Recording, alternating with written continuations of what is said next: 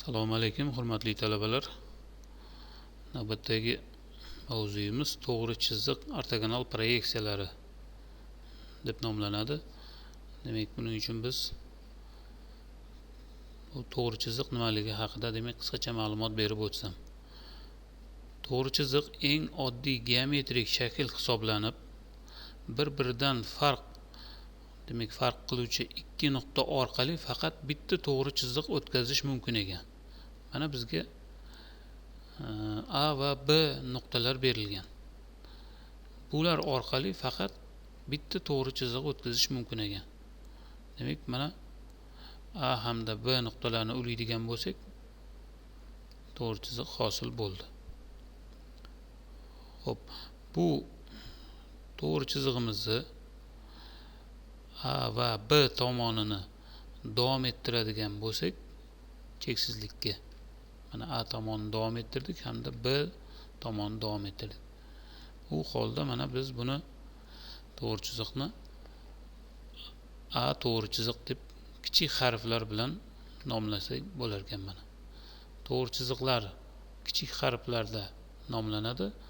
Agar ikkita uchini chegaralab qo'yadigan bo'lsak, buni u holda biz buni kesma deb o'qir ekanmiz. Mana A B to'g'ri chiziq kesmasi. Demak, ikkita nuqta chegaralangan bo'lsa bu kesma, davom ettiradigan bo'lsak buni cheksizlikka bu A to'g'ri chiziq belgilaganda, demak nuqtalarni mana bosh harflarda belgilanadi. To'g'ri chizig'imiz esa kichik harflar bilan nomlanadi. To'g'ri chiziqlar umumiy vaziyatdagi to'g'ri chiziqlar hamda xususiy vaziyatdagi to'g'ri chiziqlarga bo'linar ekan. Demak, umumiy vaziyatdagi to'g'ri chiziqlarimiz proyeksiyalar tekisliklariga olgan holatda, demak mana bu chizmamizdan ko'rishimiz mumkin. Mana proyeksiyalar tekisliklariga nisbatan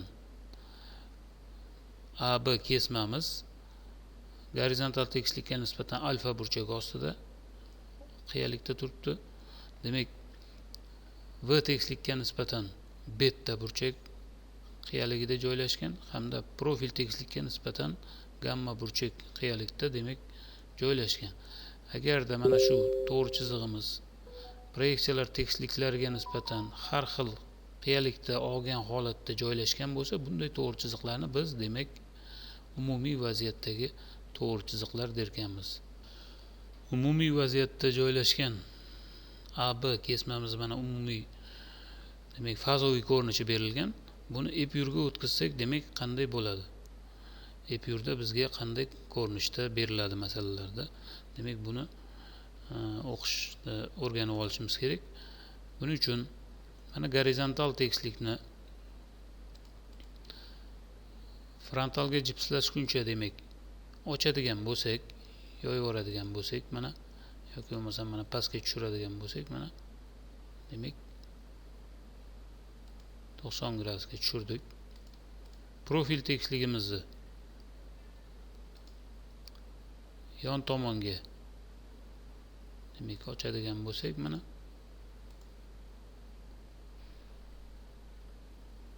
90 gradusga, natijada chizmamiz fazodan epyurga o'tdi. Mana epyurga o'tdi. Ya'ni epyur ko'rinishga o'tdi. Demak, bizga masalalarda mana shu ko'rinishda beradi. Mana bu yerda ko'rishimiz mumkin buni. Agarda mana shu ko'rinishda demak berilgan bo'lsa, chizmamiz bilingki bu umumiy vaziyatdagi to'g'ri chiziq bo'lar ekan. Xususiy vaziyatdagi to'g'ri chiziqlar deb demak proyeksiyalar tekisliklariga nisbatan parallel yoki perpendikulyar bo'lgan chiziqlarga aytiladi. Demak, 3 ta bizda proyeksiyalar tekisliklari bor: gorizontal, frontal, profil. Demak, xususiy chiziqlarimiz ham gorizontal tekislikka parallel bo'lishi mumkin. Birinchi, ikkinchi frontalga parallel bo'lishi mumkin. Uchinchi, profilga parallel bo'lishi mumkin. To'rtinchisi, gorizontalga perpendikulyar bo'lishi mumkin. Frontalga perpendikulyar bo'lishi mumkin hamda profilga perpendikulyar bo'lishi mumkin. Demak, jami 6 xildagi xususiy chiziqlarni biz bilishimiz kerak ekan. Bulardan mana birinchisi, bu chizmamizda chizig'imiz mana ko'rishingiz mumkin, gorizontal proyeksiyalar tekisliklariga parallel holatda joylashgan AB kesmamiz. Demak, bu kesmani mana umumiy vaziyatda ko'rishimiz mumkin.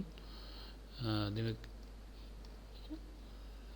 biz fazoviy chizmasi keltirilgan bu yerga, buni epyurga o'tkazsak qanday bo'ladi? Demak, epyurda agar sizga AB kesma xususiy vaziyatda berilgan bo'lsa, buni proyeksiyalari qanday bo'ladi? Buning uchun mana gorizontal tekislikni, proyeksiyalar tekisligini yoyamiz. Fazodan mana epyurga o'tkazyapmiz chizmamizni. Gorizontal tekislikni mana pastga tushirdik.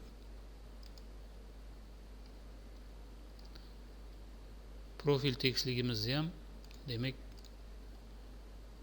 yon tomonga frontalga jipslashguncha ochamiz. Mana.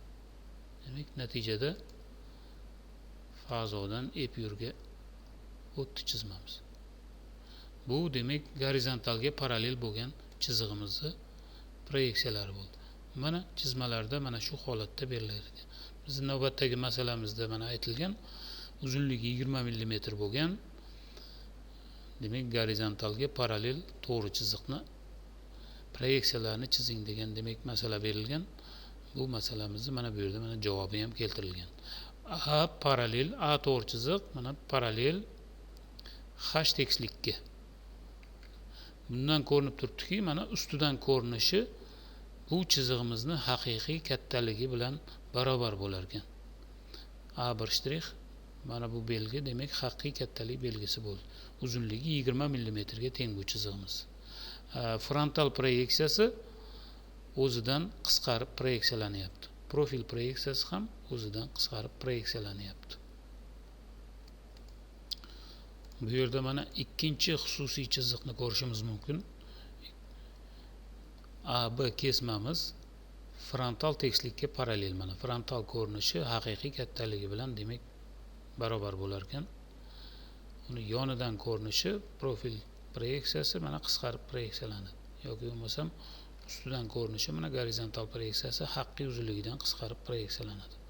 Demak, bu chizmamizni epyurga o'tkazadigan bo'lsak, demak epyurda siz qanday bo'ladi buni mana ko'rishimiz mumkin. Tekislikni frontalga jipslashguncha yotqizamiz. Buning uchun mana profil tekisligimizni ham frontalga jipslashguncha 90 gradusga demak aylantiramiz. Yoyamiz mana. Yoyganimizda natijada frontalga parallel bo'lgan chiziqning epyuri hosil bo'ldi mana. Mana shu holatda demak chizmalarda agar siz ko'radigan bo'lsak, bilingki bu chizig'imiz frontalga parallel chiziq ekan. Mana masalamizda ikkinchi variantdagi demak uzunligi 20 mm bo'lgan A to'g'ri chiziqni mana frontalga parallel qilib proyeksiyalarni quring degan. Mana bu masalamizni ham javobi mana shu shaklda bo'lar ekan. Navbatdagi to'g'ri chizig'imiz mana profil proyeksiyalar tekisligiga parallel bo'lgan xususiy chiziq. Demak, uchinchi xususiy chizig'imiz mana profil proyeksiyalar tekisliklariga parallel bo'lgan AB to'g'ri chiziq kesmasi. Mana buni demak oldidan ko'rinishi qisqarib proyeksiyalanyapti. Ustidan ko'rinishi ham o'zining haqiqiy uzunligidan qisqarib proyeksiyalanyapti. Hamda yonidan ko'rinishi esa o'zining haqiqiy uzunligi bilan teng. Demak, bu chizig'imizni epyurga o'tkazadigan bo'lsak, qanday holatda bo'ladi?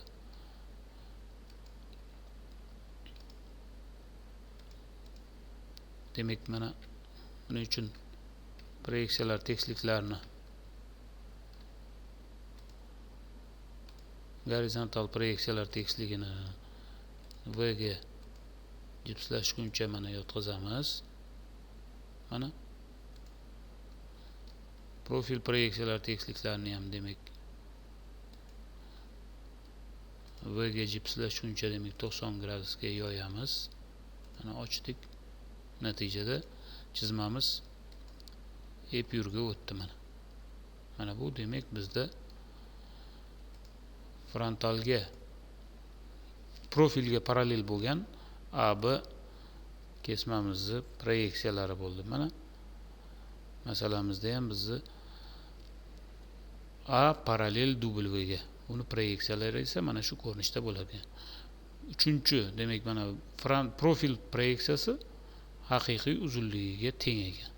Demek mana shu ko'rinishda uchinchi xususiy chizig'imiz hosil bo'ldi. Navbatdagi xususiy chizig'imiz H tekisligiga perpendikulyar vaziyatda joylashgan demek xususiy chiziq bo'ldi. Bu yerda demek ko'rishimiz mumkin. Mana gorizontalga perpendikulyar bo'lgani uchun uni ustidan ko'rinishi A, B uchlari bitta nuqtaga joylashib qoldi. Mana bitta nuqtada nuqta ko'rinishida ko'rinadi bizga demek ustidan ko'rinishi mana. Oldidan ko'rinishi esa o'zini haqiqiy uzunligi bilan mana barobar. Yonidan ko'rinishi ham profil proyeksiyasi ham o'zini haqiqiy uzunligi bilan demek barobar ko'rinar ekan.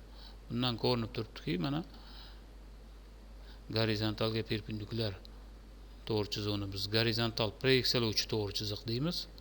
Bu chizig'imizni ustidan ko'rinishi nuqta bo'lib ko'rinar ekan. Demek profil hamda frontal proyeksiyalari o'zini haqiqiy uzunligiga teng bo'lib proyeksiyalanadi.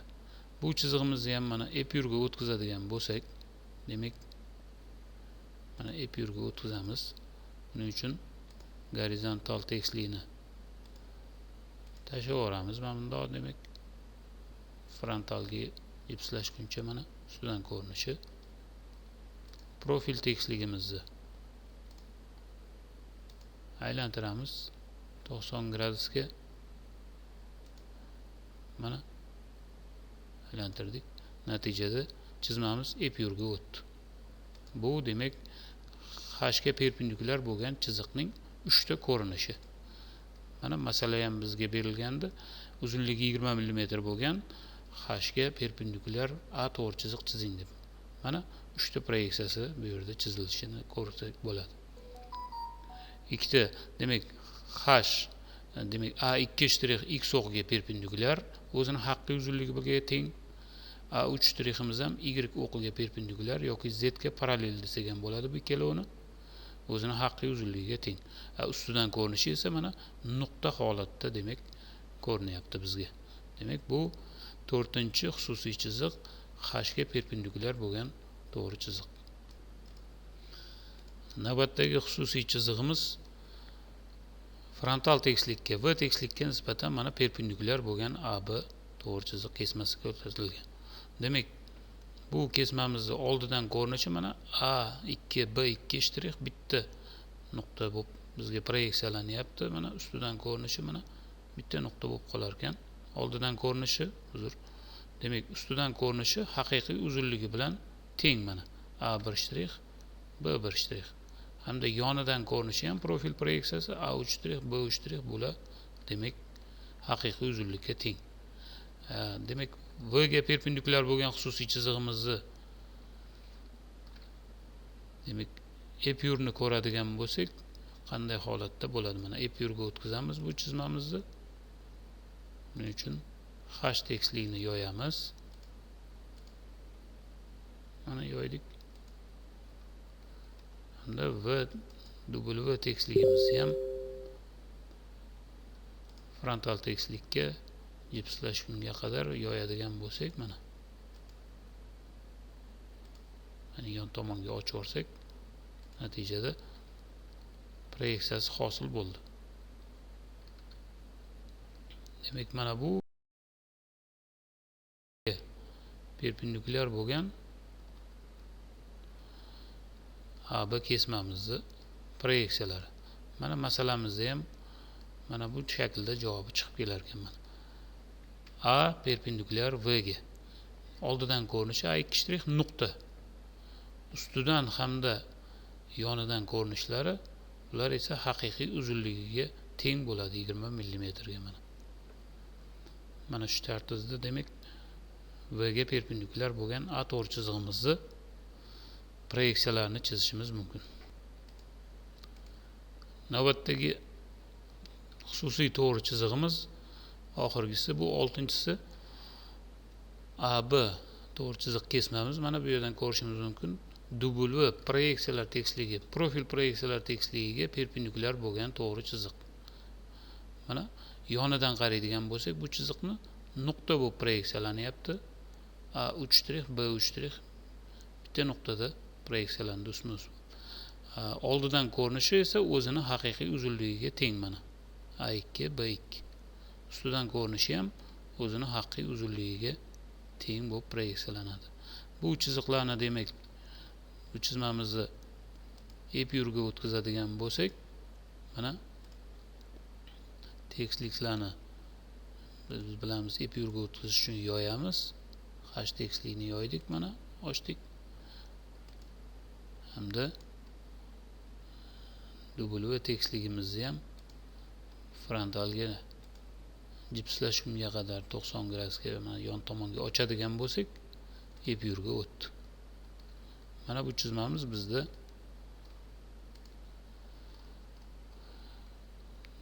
profil proyeksiyalovchi to'g'ri chiziqning proyeksiyalari bo'ldi mana. Ustidan ko'rinishi x o'qiga parallel, ustidan ko'rinishi ham, oldidan ko'rinishi ham x o'qiga parallel. Yonidan ko'rinishi esa nuqta bo'lib proyeksiyalanyapti. Mana navbatdagi masalamizda bu uzunligi 20 mm bo'lgan A to'g'ri chiziqning proyeksiyalari mana shu shaklda ko'rinar ekan. Yonidan ko'rinishi nuqta, oldidan va ustidan ko'rinishlari esa o'zini haqiqiy uzunligiga teng bo'lib proyeksiyalanyapti. Mustaqil ishlashingiz uchun demak sizlarga berilgan quyidagi masalada mana so'ralyapti. Uzunligi 20 mm bo'lgan quyidagi to'g'ri chiziqlarni demak proyeksiyalarini chizing degan. Uzunligi 20 mm ga teng bo'lgan H ga parallel, V tekislikka parallel, W tekislikka parallel hamda H ga perpendikulyar, V ga perpendikulyar, W tekisligiga perpendikulyar bo'lgan uzunligi 20 mm bo'lgan demak A to'g'ri chiziqni proyeksiyalarini quring degan bo'lsa, mana shu vaziyatda demak siz qurib berar ekansiz. Bu demak bu yerdan ko'rinib turibdi mana. Haqiqiy uzunligi bilan proyeksiyalanyapti. Agar to'g'ri chizig'imiz H ga parallel bo'lsa, uni ustidan ko'rinishi bu yerdagi demak og'ish burchagi ham alfa burchak, uzr bu yerda beta burchak bo'ladi. Bu burchagimiz alfa yozilib qolib, demak gorizontalga nisbatan og'ish burchagi, bu yerda frontalga nisbatan og'ish burchagi bo'ladi. Bu beta burchak haqiqiy proyeksiyada ko'rinadi demak. Haqiqiy kattaligi bilan ko'rinadi. Bu demak 6 ta chizig'imiz 6 ta xususiy chiziq bo'ladi. H ga parallel, V ga parallel, W ga parallel. H ga perpendikulyar, V ga perpendikulyar, W ga perpendikulyar chiziq. Mana bu chizig'imiz esa bu yerda mana ko'rishimiz mumkin. Bulardan hech qaysi biri o'qlarga parallel joylashmagan. Bunday vaziyatdagi chiziqlarni biz umumiy vaziyatdagi to'g'ri chiziq kesmasi derkanmiz. Demak, tushunarli bo'lgan bo'lsa darslarimizni kuzatishda davom eting. Xayr, salomat bo'ling.